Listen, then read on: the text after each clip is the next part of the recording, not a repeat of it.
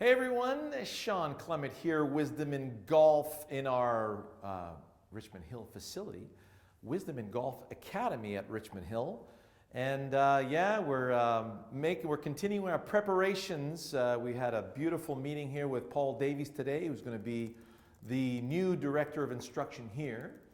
And continuing my preparations, my first day in Quebec City is going to be May 11th. And really looking forward to meeting all our peeps over there. It's going to be fabulous. Lots of really cool stuff for you today. It's going to be a fun show. We have our new GC Quad. Matt and I were doing, we just did 5 amazing episodes for the premium channel. And oh man, it's going to be amazing. You're going to love it. And so in our new setup, you're going to see a big 60-inch TV with our laptop, our GC Quad. You'll be able to see ball flight, and we're going to be able to really validate all of the things that we've done so far right here at Wisdom in Golf at the Richmond Hill Center. So lots of new stuff. We've been having a blast with this eyeball, by the way. And so we'll do, hopefully we'll have a couple of questions on that tonight, because some little fine tunings, I'm sure, to do on that. Our new line of shoes from True Linkswear. Man, I tell you, I went yesterday. We went to the mall. We went to the shopping center. We went to the car wash. Came to the academy, all that stuff. I think I probably wore those 14 hours in a row, and I tell you, they were super comfortable the whole day, easy to walk around in. And it was every bit as cozy at the end of the day as it was at the beginning of the day. We have a winner, folks. These shoes are awesome. And can't wait to show you the different models that we've got. The claim to fame on these, and it was really cool. The first time I put these on, as soon as I got into my posture, it felt like I had one of my 1x2 strappings underneath the front of my feet. And I was sitting back here on my heels compared to what was going on in my FootJoy shoes. And it didn't take me long to get used to them. All of a sudden, I just sank into the ground that much more and felt like Sam Snead, swinging bare feet. And we all know how good it is to be grounded when we're swinging the club and to be in balance. So really looking forward to playing some golf in those puppies. And we just... A lot of fantastic things going on. Just received my new Stealth wedges. And exactly what's really cool is that these are exactly the same grinds, the same bounces as last year's 2.0 wedge, except that it's carbon steel now.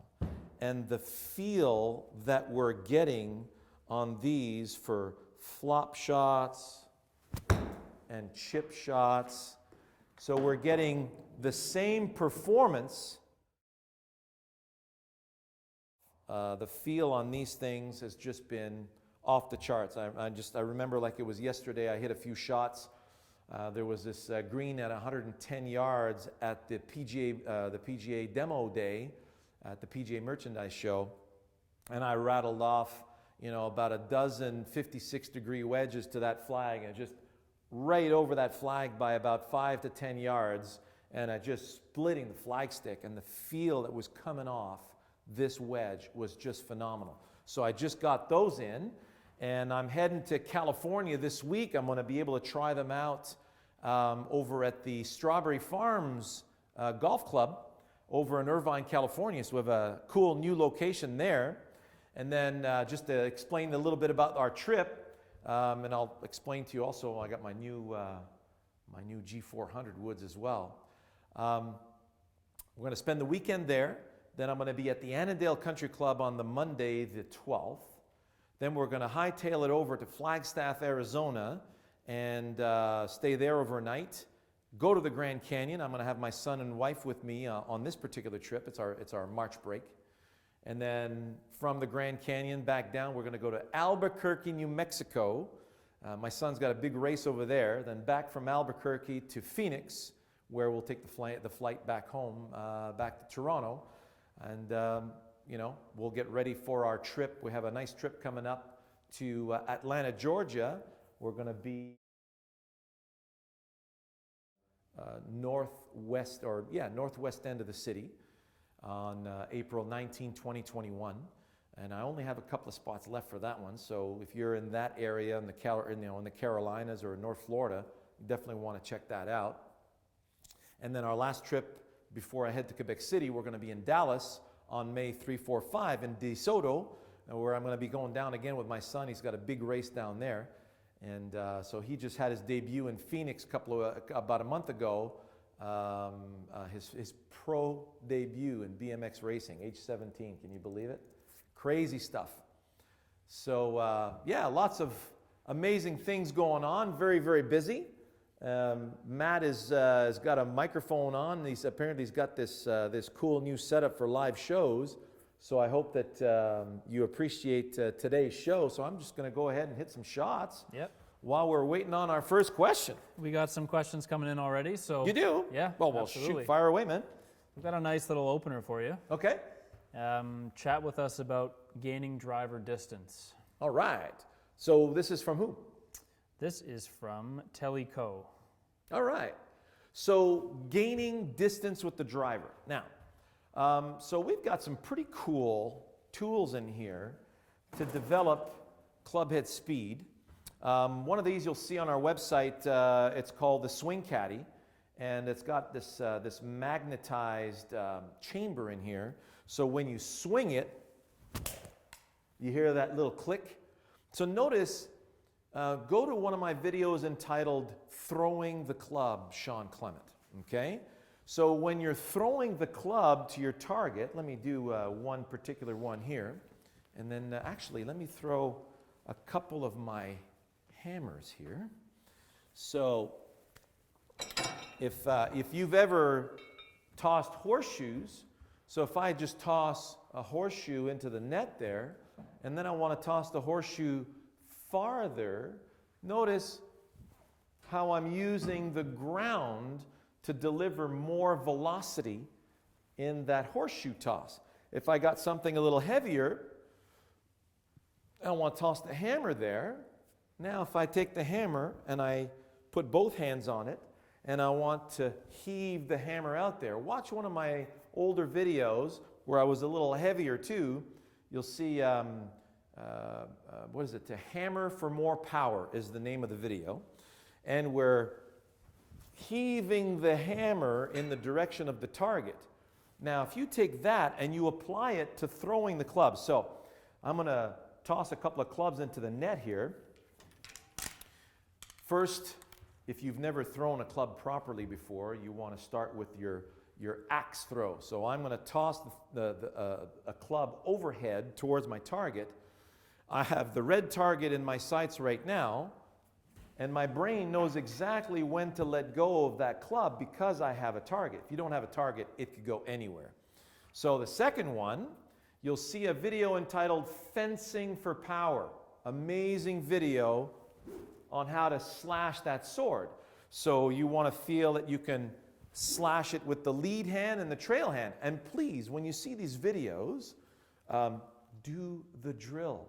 So many, when I go to my trips and I get there and everybody's all gung-ho and they've seen my videos and they can't wait to get going, I say, okay, have you seen my video on slashing the sword, fencing for power? And they say, yeah, I saw the video. I said, did you do it? And they go, no, I didn't do it. So then we just take 5 minutes and we perform the task and they go, oh, that's what it feels like. I didn't realize it was that important. So you slash the sword and you feel how the weight of the sword is releasing you. So then you turn it upside down and you say, okay, I'm going to throw that sword into the red target. There it is. So I knew when to let go because I had my focus on that red target. And then you take the golf club and you do the same thing. And you throw it to the red target. So you notice how I use the ground to turbocharge my club. So now you take the driver. And this is cool. You're going to love the sound of this thing. So I got my new G400 driver right here. I've got my tee right there. And the key is I want to be able to turn this sucker on without having to worry about contact. Because like in my last trip to Phoenix, I had one student in particular where he had no idea where the club was passing through impact. And that was a major short circuit as far as the club head speed is concerned. So if I take a ball and a string, my favorite tool, and I give it a good twirl, I can see where that sucker's blurring. And now I want to take this to the tee. So my brain says, okay, get a little closer, get a little lower.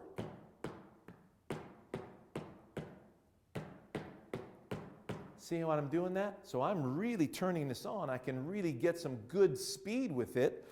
And I don't have to try and manipulate it to meet the tee. All I need to know is where it's passing, and then I bring the machine to the tee and I keep the power on. So now I'm going to throw this driver that way. When I do, I want to see where it passes. So I can see the blur is passing right about there. So you can see as I swing back and through, notice where the bottom of that blur is, right there. So now because my brain knows where it's passing, I can bring it to the tee, and now I can give it a good ride. There it is. So I can give that sucker a ride. Then when I put the ball on it, hey, no problem. Let's see what happens. So now I put that on my tee. I can feel that the tip of the tee is in the way of my blur, of my ball and a string, and now I can just go ahead and give it a ride. So now that I'm giving it a ride, wow, 298 carry, Matt?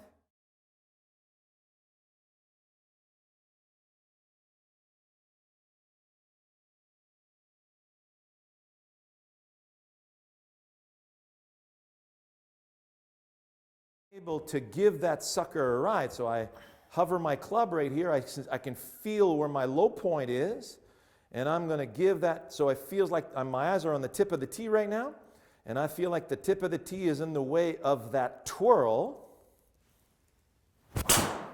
and I give that thing a nice twirl. 286 carry. Wow, that spin's pretty low, isn't it? Very low, yeah. You spun that one 1600. Wow. So we have to, when you get the full software for the GC Quad, you'll get the angle of attack numbers. Yes. But your angle of attack is probably quite positive. Quite positive right now. You'd probably be in the 6, 7, 8, maybe 9 range. Right. So you're hitting. Now the other thing we got to get with the update is the strike point. So if you strike those high on the face, we saw this at TXG, that the spin difference between the top of the face and the bottom is unbelievable. Like it could be 2,000 RPMs. That's incredible. So you probably caught those nice and high on the face. Yep. And you launched that one at 16 and a half. Beautiful. Spin it at 16. So that's how you're going to hit super long drives. Yeah. They may not be your most controlled drives. They kind of would be your let loose on the fairway kind of thing. That's it. But you're hitting some bombs with those conditions. Beautiful. And again, it's what's really important about that is that it feels very easy to reproduce that speed because I'm using the ground to twirl the club. So if you want to go farther, just throw the club farther. Then there's a limit as to what your strain level is. So you want to feel like your strain level is staying at a 4, 5 tops with the driver. It would be 3, 4 with the irons and 2, 3 with the wedges. Cool. All right, Matt. Hope that helped. Someone just asked, "What's a good launch monitor?" We're just saying that's. Oh a good my launch God! monitor. This is where the buck stops, folks. The GC Quad. From when we went to, we had our first experiences with TXG, Tour Experience Golf. And Ian Fraser, who's a lifelong fitter, he's worked with TrackMan. So if you look at one of my earlier videos with TXG, we compared the TrackMan unit to the GC Quad. And number one, indoors, there's no comparison because when you have once we put dots on the face, because you got 4 cameras, 9 lenses per camera. This thing sees everything. And the frame rate is just ridiculous. So when the club is passing, you can actually see the writing on the club clear as day. That's how precise this machine is. So it's giving you all the launch and spin and side spin very, very nicely, but then it's also going to show you where you're hitting it on the club face, which really affects ball flight, and how the club is sitting through impact. So not only does this give you all the ball characteristics that you want, and as far as outdoor settings are concerned, Eden was saying it was like less than 1% difference with TrackMan. Yeah. So you really don't need the radar technology when the photo-based launch monitor is this accurate.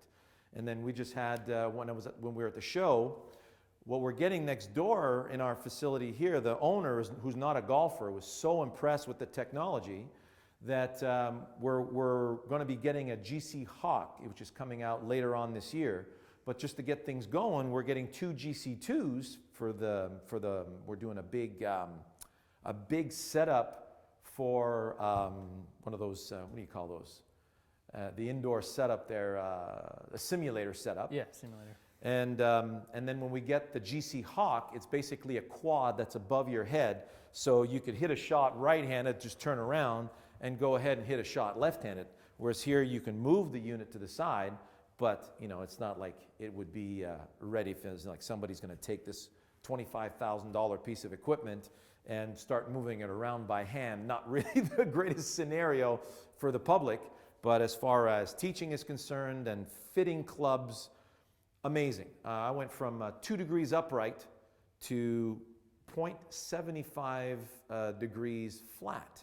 So I went, almost 3 degrees flatter than where I was, as my swing through the years has gone from too much static setup to a little more dynamic setup, and that's actually got me lower to the ground, and now my lies are almost a degree flat compared to 2 degrees upright, and it's been making a very big difference in my spray angle and where I'm striking the ball on the club face. So off the charts information with this. So we'll be able to not only, gap your clubs properly. So when a student comes in and says, I got this big gap between my pitching wedge and my sand wedge, and we can really see, how the ball's flying off there. We can really recommend a good gap wedge to put in there. Or when we see a little too much disparity between the irons, we can fine tune the lies and the lofts of the clubs. With obviously we're going to need a proper lie loft machine, and we intend to get one of those the same unit they have at TXG. Yes. Model name I don't know, but it's a pretty amazing machine. Yeah. It's one of the top ones. It's got a digital readout on it. The Mitchell lie loft machine. So we're going to get into hitting some wedges. Got a couple good questions. Yeah, go ahead. So one, what would you recommend for someone struggling to make good contact on kind of partial wedge shots? And also starting it in the right direction. So if you're having trouble maybe either pushing it offline or yanking those partial wedge shots, just give us a nice little rundown on some good drills for that. Okay. So typically what happens on a partial wedge is if you're focused on putting ball to face, you'll always tend to decelerate. So I'm always using a task that's going to allow my system to accelerate through. It's just the level of acceleration is much softer on those partial shots than they are with full shots. And it's really this simple. Here's my dandelion stem. So if I had a stem that I want to cut through, so I'm just going to take it back and I'm going to let my arms fall through the cut. Now, what does that mean? Well, let's say I had an axe in my hands. And I take my golf measurement here. I got my axe. I'm going to heave the axe back. So when I heave the axe back, you'll notice how I'm not going to keep my body still. That's the number one problem right now for most people. They're trying to keep their bodies too still. The crash is imminent. You can't allow that lead arm to hit your rib cage on the way back. So if I take an axe and I heave it back there, so notice how I've got to turn out of the way to allow my arm freedom to go into the backswing.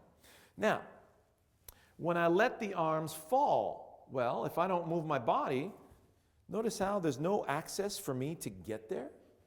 So what I want to do is I just want to I'm gonna give my brain the command of letting the axe fall through this twig. Well, the twig is not going to stop the axe. So my brain senses there's going to be continuity there. So I let it fall through the twig. Notice how my body continuously gets out of the way of that swing. So if my arms are free to swing, they're free to track the arc, they're going to be extremely accurate in the way they come through. So now all I need is a very specific direction. Now, I'm going to show you from this end. Let's say I'm going to use this ball as an intermediate point. I'll put it right here. And I wanted to perform a little draw pitch, if you will. I'm going to play the ball here back in my stance and close the face a smidge.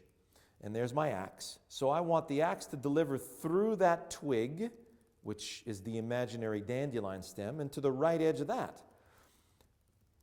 That's not right edge. Axe is going to fall behind me.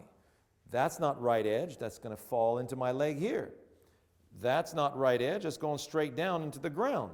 There's only one place I can heave it. There you go. So now it feels like the arms are going to fall to the right edge of my intermediate point. So if I have a very accurate direction for that, then my backswing, notice where I'm taking that? My backswing fits the direction that I want the ball to go on. So it's so important to keep your eyes in the same place. I see so many of you, when they first come here, they'll be looking at the club and they're trying to figure out where their arms are going, and they completely unplug themselves from their task. All I want to do is cut through the stem. So my eyes are actually on that little sliver of grass between the leading edge of the club and the ball. That fits right edge. That still fits right edge. Yep, there's the blur that passed in the direction of right edge.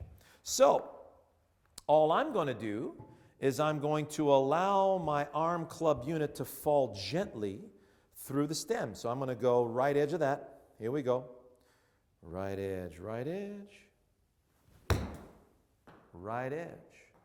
So there's that little draw pitch, and I carried that 49 yards. That's pretty much what you got on your reading there, right, Matt? It went 49.1 yards. Oh, I'm sorry. So you messed up. So there's and you notice how beautifully struck that was. It was through. I'm still feeling the peak speed of my wedge over here, not at the bottom. The peak speed is not at the bottom. So I'm always cutting through the stem. Notice how my body's getting out of the way. If my focus is on club face to ball, see how I'm going to stop? My body stops facing the target. Now the right arm crashes into my rib cage. There's my chicken wing. No weight shift, no body clearing, no joy. So I see my stem. I let it fall all the way through the stem, shifted weight, cleared the hips, everything falls into place. I go from chump to champ in one focus. So always have a clear task that's going to deliver the goods as far as, swing technique. Hope you enjoyed that. Let's grab your 3-wood there, or your 4-wood. Yes. Fairway wood. Let's talk about hitting that off the deck. Yes, sir. So an off-the-deck fairway wood. Notice the shape of the sole of this club. It is the perfect skipping stone. So when I'm delivering my club to the target, so it's just basically a wider blade. Now, when the blade is wider, it's simply going to deflect along the ground. It's not going to gouge the ground the same way as irons. It's not going to take a strip of turf out. It's going to basically just scuff the turf on the way through. Now, if you look at where the ball position should be, and this is you guys are going to really enjoy this. So, I've got my ball on a string. So I go back to the ball on a string. I'm going to use my board here I got a ball glued to that. And I want to catch this ball at the point where my club is almost bottomed out. So I give my ball to gravity, and I see where the low point is. So because the ball is in my right hand, it's going to tend to bottom out on the right side of my body. So I want the low point of this swing to be slightly in front of that ball. Can you see that? Okay. So my brain says, hey, we're too high, get lower. There you go. Now I'm low enough that the ball is going to scuff the ground. Too low? Now it starts to bounce off the ground. No good. Not low enough? Then I don't have anything. So it's important that you know where the low point is going to be. So right now it feels like when I swing back and through, it's too far over the ball. So I'm going to lower myself. Do you see where the low point is? So center of the club in the center of the stance and the ball just forward of that. For a draw, center of club just slightly back of center. Feels like the low point's there. For a fade, center of club slightly forward of center. Now it feels like I can stay left of my target and the low point is still in front of the ball. Okay? So I want to feel like the sole of the club is going to skip the ground right there. Okay? So that feels like low point's going to be there. That feels like low point's going to be here. No good. That feels like it's going to gouge the ground here. So I make my prediction. I'm going to put that ball right there. Do I have green light? Perfect. So I'm going to go over my middle dot there for a little draw. If I play the ball too far back, it's going way too far right of that middle dot.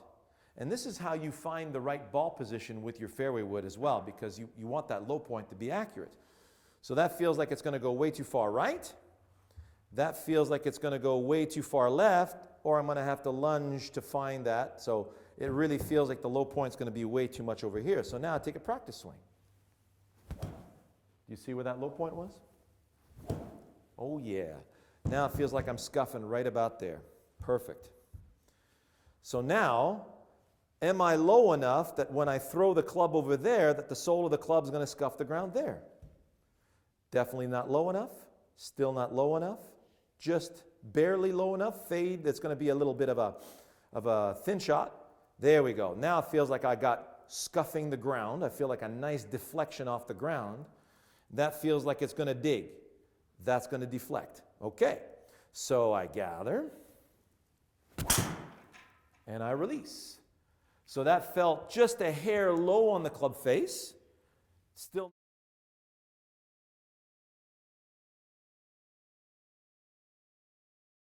Okay.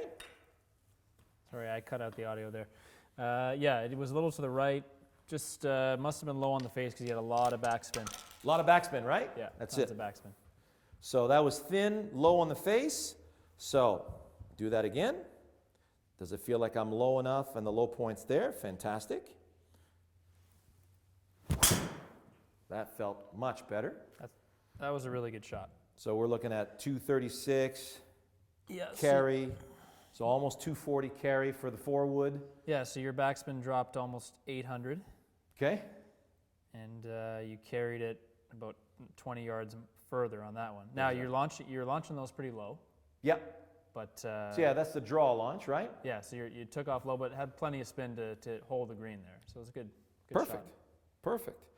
So if you wanted to use it, you could also practice with the driver. Just tee it very low.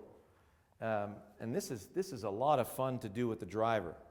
So you tee it nice and low to the point where, and that's actually still a little high, where if I graze the grass, the ball is going to naturally meet the face of the club. So if all I do is I just graze the grass with that, I should catch pretty much the center of the club face, but the ball will go not too high. Here we go. I'm just grazing grass. There we go. Not bad. 264 carry. Relatively straight. Yeah, just a little right, but not by much. Perfect. So what type of shot were you trying to hit there? Because so technically, usually that's my straight fade. Yeah. That I do. You hit a bit of a fade. Perfect. A little more spin than your kind of your draw shots. Yeah. You had about 3,300 spin. Yep. 14 launch. Perfect. That's kind of a good... So it's basically going to carry around 260, 265, but stay relatively low. The apex was pretty low on that? Medium? It was. What was launching? It's actually pretty high. So your peak was 45 yards, which is 135 feet. Right. So that did climb on you a little bit, but that was more the backspin. Your launch was 14. 14. Yep. Yeah. Okay. So that's kind of. So that's where I would tee it off even a little bit lower and just follow the ground. In that case here, what's really cool about that is that you're actually using the ground as a training aid. And so if you notice, if I swing back and through in front of this ball, watch where the sole of the club actually skips the grass in each direction. Do you hear that?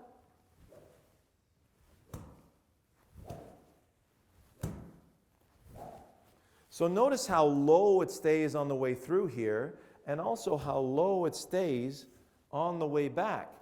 For many of you, you tend to pick the club up. If I want momentum to go that way, I want to feel that my momentum, I need to take the club back wide in this direction, make the biggest circle possible to benefit my momentum going that way. If I pick the club up this way, how in the world do I go that way? I'm going to have to do some fancy rerouting from the top, and I see that all too often. So have a look at a video that entitled Fairway Woods or Hybrids on my YouTube channel. And you'll see also on the premium channel if you have that as well. Cool. So Phil just won in Mexico. Yes. He's been putting up some pretty decent ball speed numbers for a guy of his age. What is he, 46 now? 47. Yeah, so he's actually... catching up to me. he is, yeah. He's actually been kind of gaining speed the last couple of years. So that I can think of, hasn't really been injured. Right. What do you think is, there's obviously a difference between Phil and other guys as they age. Phil's been able to maintain and actually get a little faster in his late 40s. Yeah. What's your opinion on that? What do you think he's doing differently? He's not resisting in the backswing, right? He's still, you watch when Phil first came out on the scene and won his first event in Tucson, he had this gorgeous full backswing with that lead leg coming right back, and there was just no resistance in that backswing, and that gave him the ability to whip the snot out of the club. And so, when I think when Phil was at his worst, it's when he was trying to nip and tuck the swing and trying to choke it with manipulation, and he wasn't able to let it go. And I think that now that Phil is getting more momentum and getting his confidence back, he's now starting to just let it swing. Yeah. And there's nothing more fun than letting the swing go in the direction it feels like it wants to go. So if I wanted to hit a little fade here to the left edge of that intermediate point, and I feel that my setup will allow me to go that way without any interference and without any resistance, whoa, that feels so good. So it allows me to, I just felt like I could just let it go in that direction and not have to worry about where the ball was going to go and not steer it. So I think that because he's getting more confidence and he's not stick handling or trying to choke his swing with positions, he's gaining more club head speed. Yeah, and so that's the mental aspect. But from a physical standpoint, him actually turning his hips his whole career, yes, having a little longer, more fluid swing. He doesn't have any back problems. He also lets that knee go in the backswing. That's it. Like Bubba does. So that's the real truth of it. He's 46. He hits some like 175 ball speed drives. Yes. So he's hammering the ball. Exactly. And his back is fine. Bubba just won. Hey, another lefty won last week, the week before. Yeah. So, you look at what's going on there. I mean, it's just there's no resistance. So it's like a baseball pitcher performing that pitch. You can't throw 95 miles per hour from here. You need that full range of motion and that rotational momentum. I put that. Remember that video on the discus throw that I put up on our newsletter. Remember that, yeah. And if you haven't seen our newsletter yet, go to the website wisdomofgolf.com, and it's on our forum, right? No, you can sign up on our website. You can sign up for the newsletter on the website, And you know, I love when I see tidbits like that, whether it's a discus throw, a hammer throw, you know, anything that you're going to see rotational momentum in, as far as dynamic motion is concerned, that's always going to help you get a lot more club head speed. And people think, oh yeah, but it's going to be at the expense of accuracy. That's bull, okay? So let me explain. Here is my ball on a string.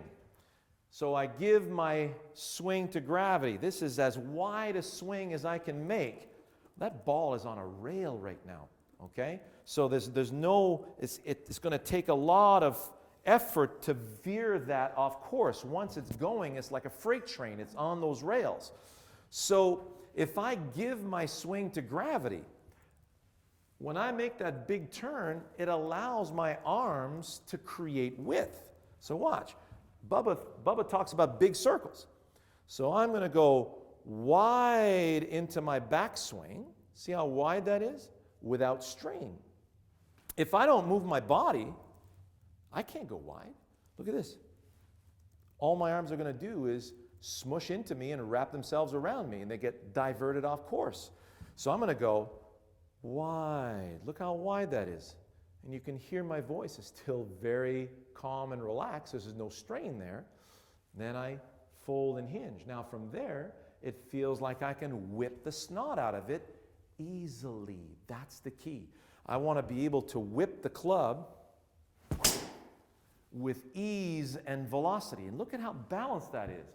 So when my arms are tracking on their rail, then it becomes long and accurate and free and easy. That's what we're all about. So good answer. I was just joking with everyone on the live feed that I really got you going there. Yeah. Start talking about hip turn, and I know I'll lose you for 20 minutes. This is a really good one, and it's a good timing because we can do it on the quad. Yeah. Okay. Good question about how to hit high and low shots, and what kind of effect does that have on the distance that those shots actually go. So if you can grab, I don't know, grab a 7-iron maybe. Sure, yeah. And let's hit some high and low ones, and I'll put the numbers up so everyone can see how far they flew, what kind of height they had, and so let's look at first and foremost, you know, so I got this a 5 here. Now, high and low shots with the long irons have a little bit of a difference. So we'll do like a high and a low shot with a 7-iron, and we'll do the same thing with a 5-iron, and we can see the difference in the numbers. I think they're mainly talking about with an iron, because that's where you'd vary it more often to hit into the wind or downwind or over a tree or something like that. Exactly. So you remember throwing the club before. So let's say I'm going to throw the club below the black. So my focus is throwing the club low versus I'm going to throw the club above the blue. See the difference in my finish? So when I'm throwing high versus throwing low, now I need my setup to match that. So when I get my setup, where the heck did that mother ball go? So if I wanted to hit this low, let's make a little bit of room here. Get those horseshoes out of the way. So a low versus high 7-iron. Thank you, Matt. Yeah, hockey. You're getting good. I heard you scoring some pretty good goals. Oh yeah, I'm a star. Men's D-League star. D-League. So I'm going to go low draw versus high fade. How's that? So I'm going to play my ball further back in my stance. Now, when I play the ball further back in my stance, I'm going to have to, close the face a lot more, because when I throw it low and deep, my hands are going to be further in front of the ball at impact, and that's going to tend to open the face more, okay? So I'm playing the ball back a center, at least the ball width, and now I'm not going to get as far behind it. So if I stay a little bit ahead of it, I can still feel like I can compress that. And now it feels like I can hit it very low. I'm also going to take a deeper divot. So I have to have the opportunity. The ground has to be, if I'm on hard pan, I'm going to have to hang on to it along the surface of the ground, and that's going to impede the amount of velocity that I can put in there. So because I have to divert it so I don't, break my wrist in the hard pan. But if I've got some good turf, like if you're playing in Florida on Bermuda grass and the sand is, it's pretty sandy soil, you can take some healthy divots in there, so I can hit it nice and low. So now I'm just going to feel like I'm throwing it low under black. So let's look at launch angle on this one. So a low throw under black. All right. Wow, I still carry that 173. So what was the launch angle on that? 12.8. So that's pretty low for a 7-iron. That's very low for a 7-iron. Okay. Had some spin, not crazy, a little spinny, but not. Did it draw at all? Just stayed pretty straight, didn't it? So your starting angle was a little right. Yeah. And it did draw in a little bit. Perfect. Yeah, it did. So there's my little straight draw with a perfect little punch, low 7-iron, but I notice the carry is pretty good. So now I'm going to go for the high fade. So I'm going left edge of that, playing the ball a little more forward in my stance. Obviously now I can't close the face as much. When I come through that one, the face has got to be a little more open. So now I'm throwing it high above blue in that direction. So there it was at blue. So caught that a little thin, but that should be pretty high.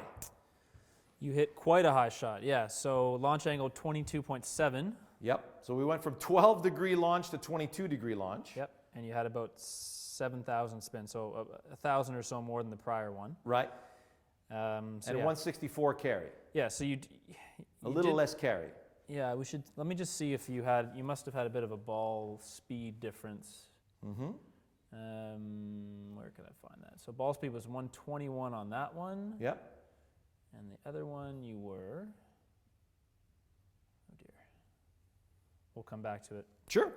Well, We're still getting familiar with this app here. You must have had a little less just from what I can see. Yeah, because this one was a little thin. I didn't hit it as flush. Yeah, that might be right. Part of it. And obviously because we're playing it more forward in the stance, that's a little bit more of the tendency. Yeah, and so let me try that again.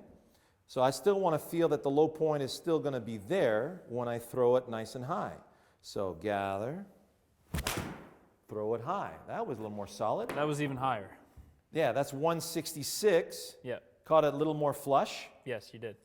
So you, your ball speed actually went up 3 miles an hour on that one. There we go. So your strike point definitely improved your. I can't 7,100 spin.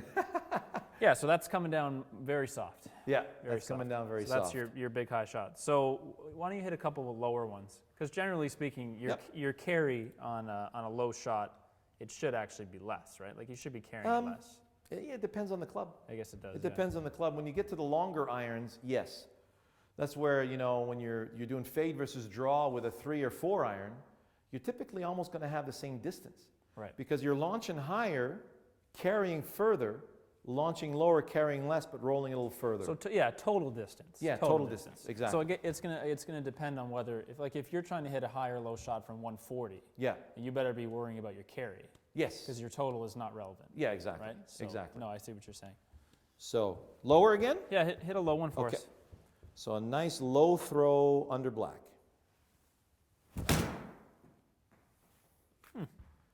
So. And when you even 169 further. carry. Yeah. Yeah. Yeah, because it's probably because of the apex, right? It's the backspin. So your backspin was down over 1,000. So right. You hit a much flatter ball on those low shots. Exactly. So we could probably. We're not gonna. I think you've covered it nicely, but yeah. Let me just try with a 5-iron real quick. You want to try a 5-iron? Yep. Okay. Sure. But if someone was going down to the short, like a really short iron. Yep. I think you'd see more of a difference. Yes. Like if you hit a 9-iron as low as you could. Yep. Versus like a towering draw. Yep. Then you're going to start seeing some real differences. Depending on, there's so many variables. That's the thing, right? If you're hitting a draw. You got to factor in the gut, the lie, the gut, the wind, all that stuff. For sure. Yeah. But at least now you know how to throw it low versus throw it high, which is, and how to set it up. Absolutely. Which is quite important. So there's that. Here's a low 5-iron under black. Ooh, caught that pretty good. So that's 203 carry. Yes, 203 carry. So your spin was just under 5,000. Launched at about 13 and a half. Okay. lots of ball speed. And then high fade with the 5-iron.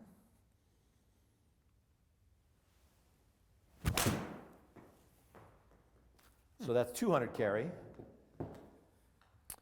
Yeah, so your spin, you actually didn't really fade that. It kind of just pulled on you. Just stayed straight? Pretty much a straight, yeah, Okay. just a little bit of a straight pull. But your backspin did come up quite a bit. Yep. About 600 RPMs. And launch was a lot higher. It was closer to 20. Yes, There much you go. higher. Yeah, so Exactly. you came back a few yards on that. So notice carry was pretty similar. It actually was pretty similar, yeah. Exactly. Yeah. So this is, when you get to the longer irons, yeah. So let's just go with a 9-iron. See what. Yeah, hit a couple for us, sure. So low 9-iron under black. That was smashed. Yeah. So $155. Yeah. 8,600 spin, 17.5 launch. And then 117 ball speed. fade. Yeah. Now, did you hit that solid? Just a little thin. Okay. So one that was. So you lost almost 10 miles an hour in ball speed. Which is crazy. And your spin went way up. And you carried it 20 yards less. Almost, right? So let me try a little bit lower point in front here.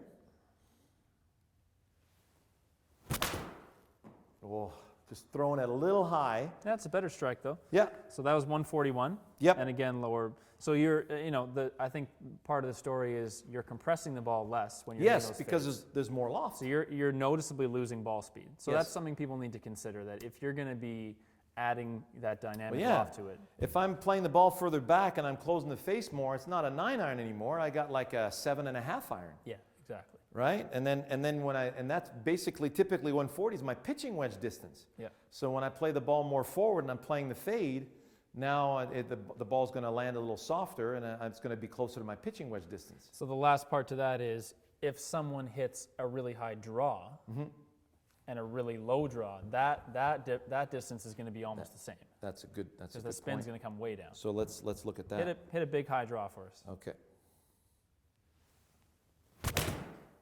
Yeah, that was nice and high. It sounded very solid. That's 152.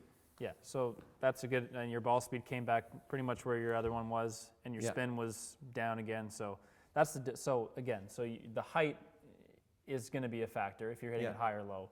But if you are hitting a bit of a draw, you're going to take some of that spin off. Yes. And you won't float up in the air. Correct. So that's a better shot to hit into the wind.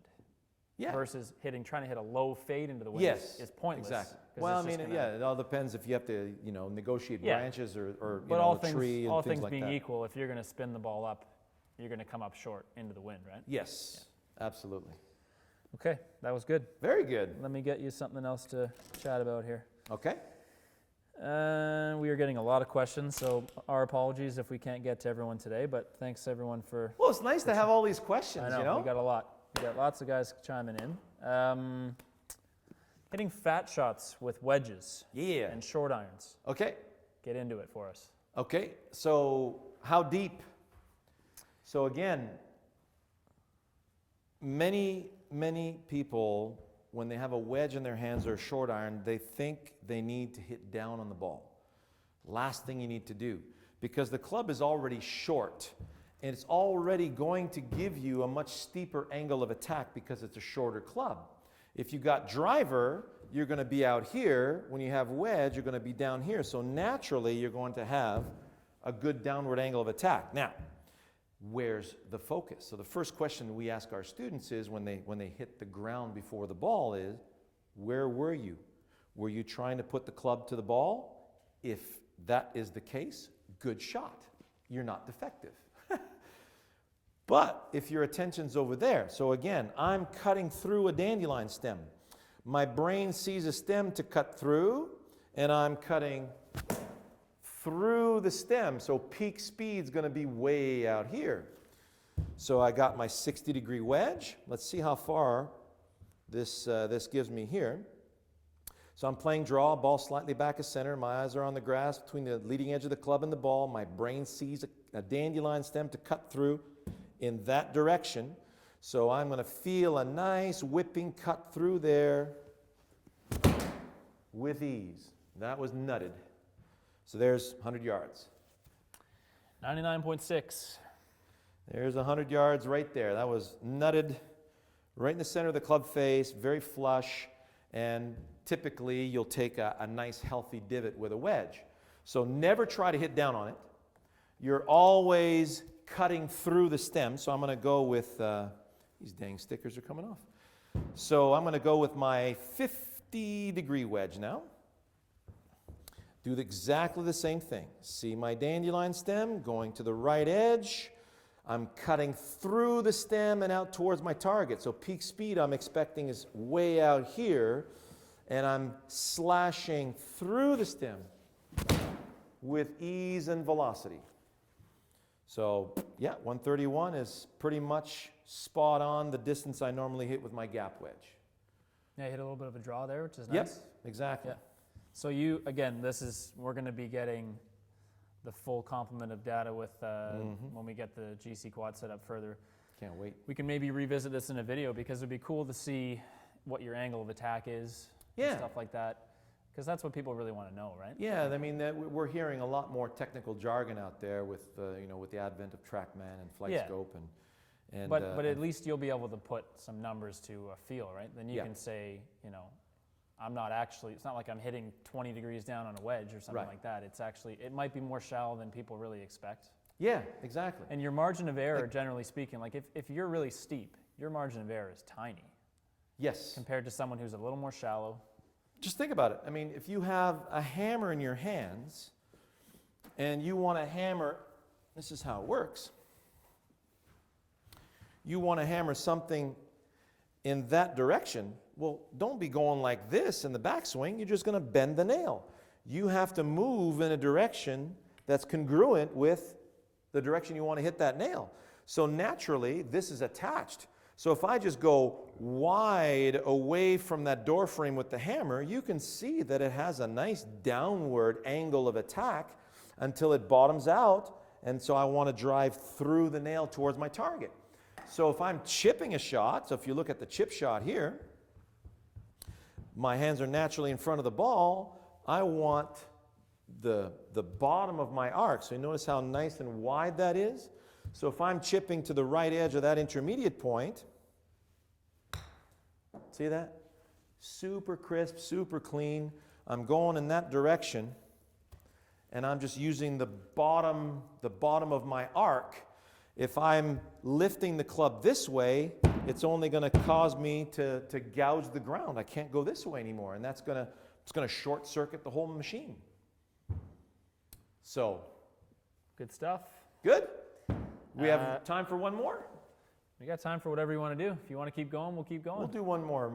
My wife's waiting at home. It's Sunday. Oh, dear. I got the Oscars PVR. I want to watch that too. There you go. This is a good one. The right elbow in the backswing. All right. So if someone feels that it's kind of flying or got the chicken wing going. Yes. Good. Talk to us about what allows that to fold naturally. I know you're not going to tell me how to do it artificially, but how does that happen? And maybe compare a few tasks that you would recommend to test out. Okay. So number one, this is me hammering down. So when I'm hammering down, elbow leads the hand leads the handle leads the hammerhead. So there's the sequence of events. I want to go that way. See what I just did? Elbow leads the hand leads the handle leads the hammerhead. There's the release. Then the weight of the hammer is going to release my anatomy. See how it released me? Now I can hammer that way. Elbow leads hand leads handle leads hammerhead. Then I get the release. Release through the nail, release through the nail, release through the nail. You'll see, Rory McIlroy, as he gets to the top of the swing, he's getting ready to hammer that way. And that's why you'll see that elbow lead. Now, if you're going that way, look at that. My hand's passing the elbow right there. So where's your focus? You want to go that way? Oh, there we go. We'll get the proper sequence going. Want to go that way? Whoop. Now we got a different sequence going on. Okay? So anatomically, once we got the right grip, and that's why that grip sets everything up. That's why you see a lot of videos on the grip from me. So I've got my grip to hammer down. There's my neutral grip. Now I want to hammer that way. There you go. That's why you'll see a lot of players on tour with very strong grips. That's why I have a strongish grip. So now when I take my backswing, there's my takeaway. Notice both arms are still fully extended. I can't go any further than that. So now the right arm's going to have to fold. So the right arm folds. Notice I'm not trying to keep the elbow close to my body. That would be a massive mistake. When I'm throwing, fast pitch, notice how that elbow's wide and away. That's Bubba Watson, Jack Nicklaus, Fred Couples. You watch Fred Couples in his prime, man. That elbow's flying big time. Long hitter. Still a long hitter. So wide, fold, hinge. Notice how my elbow's away from the body. Now, I want to go that way. Brain goes to the ground. Uses the ground to get my body out of the way, and look at that elbow now. Just have enough room for it to slide out in front of me so I can go that way. If I don't have enough space, or if I force the elbow to my side, I can't get through the ball anymore. I have to release and go over the top. So your anatomy is already set up for that, as long as it matches up with your focus. So you want to continuously deliver the club that way. So look at a beautiful video of mine called Football Drill for Golf. And you'll see another one entitled, and we're using that same football, it's called Solid Contact Equals No Shanks. Okay? So that you always have, see where my elbow is here? Take away, fold, hinge. Going to the target. So as I get to the top of the swing, if my elbow starts to fly a little bit, that's fine. As long as I'm not letting go of the club. See that? If the grip falls apart, that's no good anymore. And could you imagine if I'm hammering nails and I let go of the hammer at the top of the backswing? Are you going to hold the nail for me? Don't think so. You're not going to be my friend anymore. So you want to feel that you're never letting go of that hammer so you can really generate some nice compression through that nail. So as I take my club back, notice how my grip never comes apart. If my grip stays intact, because I'm turning enough and I don't have any obstacles, then my elbow will not overcook. It won't fly away from me. And obviously I don't want to let go with my lead hand as well. But it's typically when you don't have enough turn in the backswing and you're trying to go further, that's when the elbow starts to fly too much and you start to pry the hand off the club, and then from there, it's not looking good at all. Awesome. Good? Yeah, really good. Well, folks, I hope you enjoyed that as much as Matt and I did. This is really cool, Matt. I love this new setup. It's good, right? It's awesome. So if you have any more comments, put them in here on this video so that we know what to talk about in our future episodes. Yeah, so what's going to happen is once we turn the live stream off, yeah, YouTube automatically processes and posts this in about an hour or two. Right. So it'll be up on our channel as a normal video. So okay. People can just post comments in there. Yeah, so post your comments on this show and let us know what you want us to talk about in the future, especially now that we have all this amazing equipment to help answer the questions even more accurately. All the best, everyone.